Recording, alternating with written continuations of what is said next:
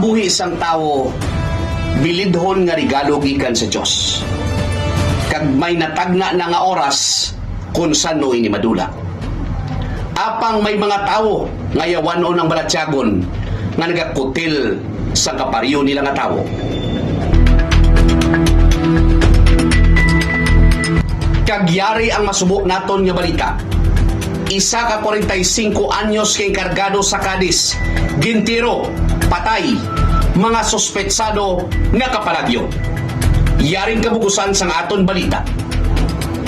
Ang superpower sa Mighty C, lakas tensya, matalinaw, Mighty C. Gindeklarar nga dead on arrival sa ospital ang isa ka 45 anyos nga enkargado matapos gintiro sang wala pa may baluan nga mga sospetsado sa Hacienda Buena Suerte, Barangay Andres Bonifacio, siyudad sang Cadiz. Takna las 10 sang aga sang tinalikdan nga adlaw, Abril 29, 2026. Ang nasambit nga lugar ang nabukid na nga bahin sang syudad.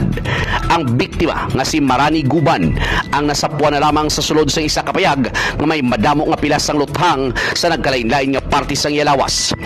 Suno sa pagpangusisa sang K5 News FM Northern Negros Investigative Team, antes pa man natabo ang makasilid nga krimen, may nag-abot nga 2 ka tawo sakay sa isa ka motor nga Honda CRF nga nagaduag sang puti.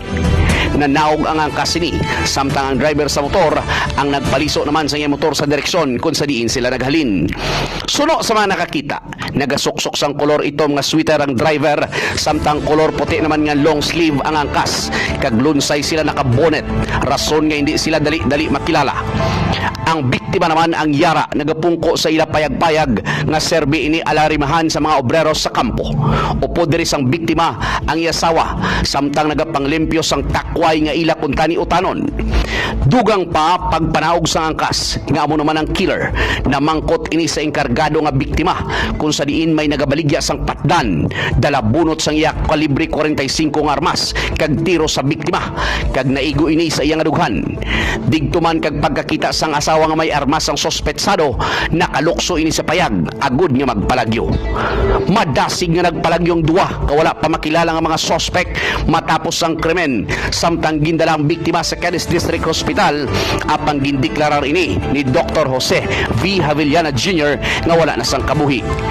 Pabukid nga bahin ang direksyon sa pagpalagyo sang 2 ka mga sospetsado. Pila ka mga hacienda ang ilagin baybay agud makaikyas sa krimen nga ilagin himo. May nakakita naman nga mga sospetsado sa mga nalabayan nila nga hacienda kung sa diin ang ila direksyon. Sa karon, ang Cadiz City Component Police Station ang nagapatigayon sang hot pursuit operation kag baid-id nga investigasyon agud madakpan ng mga sospetsado kag baybaluan ang matuod nga motibo sa pagpatay. Nakig-angot naman gilayon ang mga otoridad sa kaingod nga mga police units para sa posible nga pag-intercept sa mga nagpalagyo nga mga sospetsado. Ini si K5 Bomba Marilo para sa Kampiyon nga Balita, Serbisyo Publiko kang Kalingawan sa Norte nga Bahin sa Negros, K5 News FM. Sa mabatian ko si Doc Ramiloy nga dapat manginom sa D3 Bio para layo sa trangkaso. Nagbakala ko insigida, kag ako nini ginainom adlaw-adlaw. So good sad to, wala na kumayo gina trangkaso. Salamat sa D3 Bio.